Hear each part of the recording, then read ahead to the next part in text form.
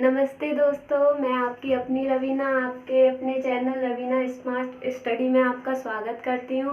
और हम इस चैनल पर आगरा यूनिवर्सिटी की बीएड सेकेंड की सीरीज चला रहे हैं, जिसमें हमारा दूसरा टॉपिक है मूल्यांकन। तो आज हम इससे पढ़ेंगे। तो चलिए आज हम मूल्यांकन को समझते हैं। देखिए, मूल्यांकन क्या होता है। मूल्यांकन का शाब्दिक अर्थ है मूल्य का अंकन। ठीक है, चलिए हम इसे समझते हैं ये क्या होता है। अर्थात मापन जहाँ किसी वस्तु को अंक प्राप्त करता है, वहीं मूल्यांकन के द्वारा उसके मूल्य निर्धारण किए जाते हैं। समझिए इस बात को। हम मापन करते हैं तो मापन से तो हम सिर्फ अंक कैसे, जैसे आप परीक्षा दिए, आपने वार्षिक परीक्षा दी, तो अगर आपकी स्थिति कुछ खराब है, यानी आपको जैसे बुखार है या आपको मान लीजिए कोई मानसिक पीड़ा है, तो आप उस समय अपना परीक्षा में अच्छा परफॉर्मेंस नहीं दे पाए, तो जिसकी वजह से आपकी परीक्षा खराब हो गई, तो जिसकी वजह से आपको पास या फेल कर दिया जाता है। लेकिन आपने तो पूरी साल बहुत अच्छे से मेहनत की थी, लेकिन कुछ कारणवश आप परीक्षा में अच्छा नहीं कर पाए। तो पहले क्या होता था, सिर्फ अंकों के आधार पर ही बच्चे को पास या फेल कर देते थे। लेकिन जब बाद में देखा गया, इस पर कार्य किया गया, तो एक मूल्यांकन प्रणाली को किया गया, जिसमें बच्चे के शुरू से लेके जब से वो कक्षा में प्रवेश करता है, उसके कक्षा के अंतिम दिन तक उसकी सारी गतिविधियों को ध्यान में रखा जाता है, और तब उसका मूल्यांकन किया जाता है कि हाँ, कि ये बच्चा इस चीज़ में अच्छा था, ये बच्चा इस चीज़ में। तो यानी कि सारे मूल्यों का, यानी ये सारी वैल्यूज हम उसमें देखते हैं। आप मतलब कहने का मतलब ये है, उसकी ऑल ऑफ गतिविधियाँ जो होती हैं, शारीरिक, मानसिक और उसकी भावनात्मक, और उसका कक्षा में मतलब दूसरे बच्चों के साथ बिहेवियर कैसा है, और उसमें और कौन कौन से गुण हैं, वो किस खेल में अच्छा है, वो क्या, और अगर इस विषय में अच्छा नहीं है तो इस विषय में अच्छा है।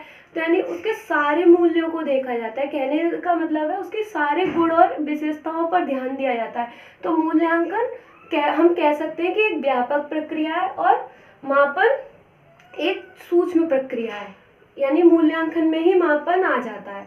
तो आई होप आपको ये बात समझ आई होगी। तो यही बात है कि उसके मूल्य निर्धारण किए जाते हैं। आप यहाँ मूल्य से समझ गए होंगे कि उसकी सारी गतिविधियों को, जितनी भी बच्चा गतिविधियाँ करता है क्लास के अंदर, वो सारी वैल्यूज को हम डिफाइन करते हैं। इस प्रकार मूल्यांकन उद्देश्यपूर्ण तथा निरंतर चलने वाली प्रक्रिया है।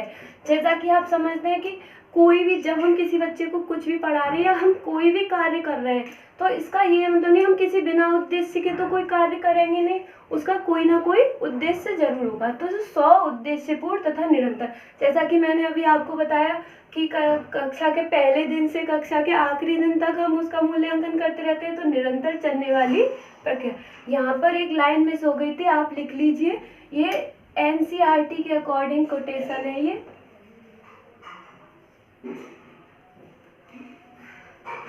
ठीक है, ये मिस हो गया तो आप कृपया, अगर आप नहीं भी लिखते तो कोई बात नहीं, लेकिन मैंने आपको बता दिया है कि ये एनसीईआरटी ने ही बोला है कि ये निरंतर चलने वाली प्रक्रिया है। चलिए आगे समझते हैं। मूल्यांकन से अभिप्राय है कि छात्र ने किस सीमा तक ज्ञान प्राप्त किया है। मापन का मतलब क्या होता था कि बच्चे ने कितने अंक प्राप्त किए हैं। यहाँ पर हम बात करते हैं कि बच्चे ने किस सीमा तक, यानी कि अगर उसका लेवल इतना था तो आने वाले समय में उसका कितना लेवल हुआ। जब वो बच्चा आया था तो उसका लेवल मान लीजिए इतना था। अब उसका बच्चे का हम लोगों के द्वारा पढ़ाए जाने पर उसका लेवल कितना हुआ। तो इन चीज़ों को, इसके बीच सारी गतिविधियों को ध्यान में रखा जाता है। उसकी सारी गतिविधियों को इसमें ध्यान रखा जाता है कि बच्चे ने किस प्रकार से पढ़ा, उसकी कितनी ज्ञान में उपलब्धि हुई। यानी कि हम देखते हैं कि हम निरंतर उसका मूल्यांकन करते रहते हैं, और उसकी ज्ञान की सीमा को देखते रहते हैं कि अच्छा यहाँ पर कमी आ रही है तो बच्चे को यहाँ क्यों नहीं समझ में आ रही। तो कहने का मतलब है कि बच्चे ने किस सीमा तक ज्ञान प्राप्त किया है।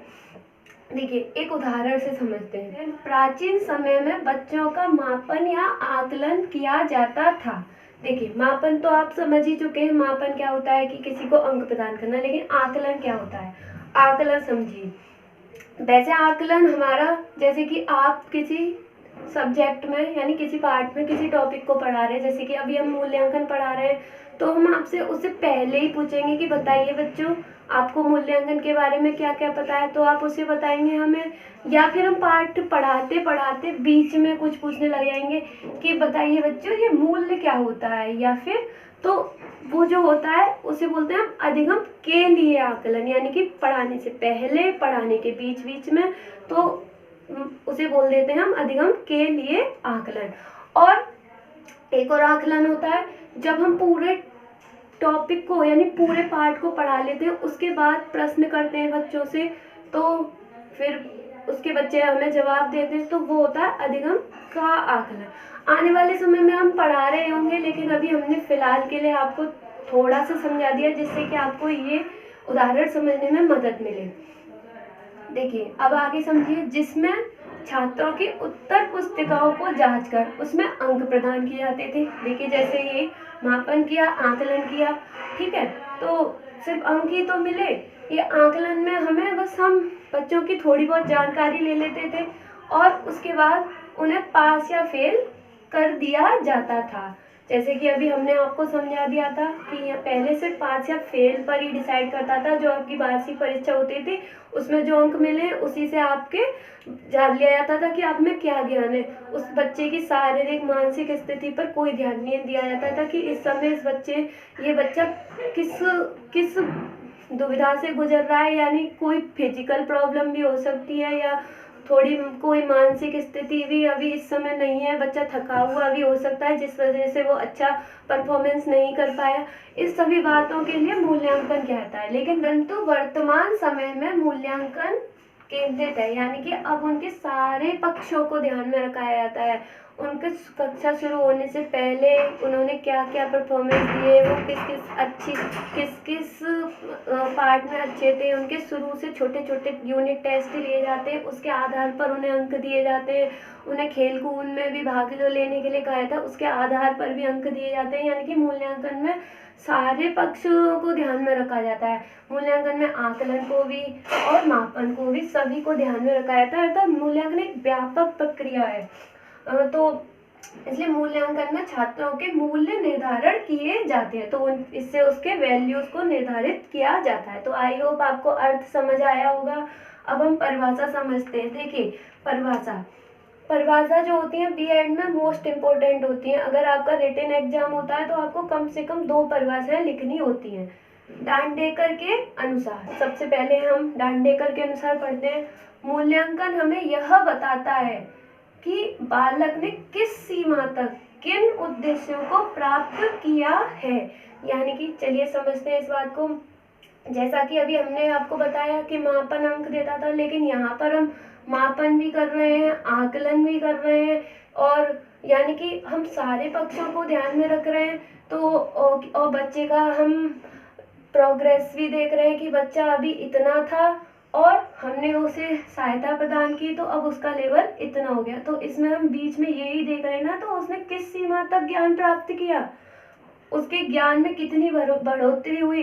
तो हम यहाँ पर क्या जांच करते हैं मूल्यांकन में कि बालक ने किस सीमा तक किन उद्देश्यों के जो हमारे शिक्षण उद्देश्य थे बच्चे ने प्राप्त किए या नहीं, तो हम उसे यह जांच करते हैं। तो डांडेकर के अनुसार आपको समझ आया होगा। कोठारी आयोग के अनुसार, ये दूसरी परिभाषा समझते हैं।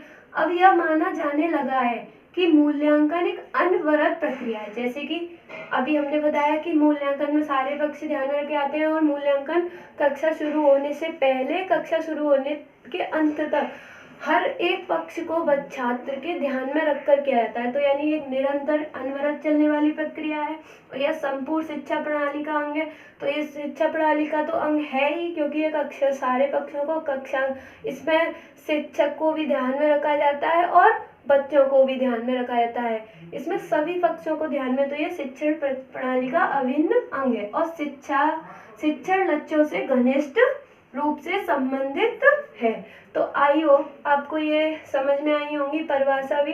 तो चलिए, ये था आपका टॉपिक। तो अगर आपको हमारी वीडियो अच्छी लगती है तो प्लीज़ लाइक कीजिए, सब्सक्राइब कीजिए और बेल आइकन को दबाना ना भूलिए, और हाँ, शेयर करना ना भूलिए। और कोई गलती हो तो प्लीज़ कमेंट कीजिए, जिससे हम अपनी आने वाली वीडियो में उसे सुधार सकें। Thank you.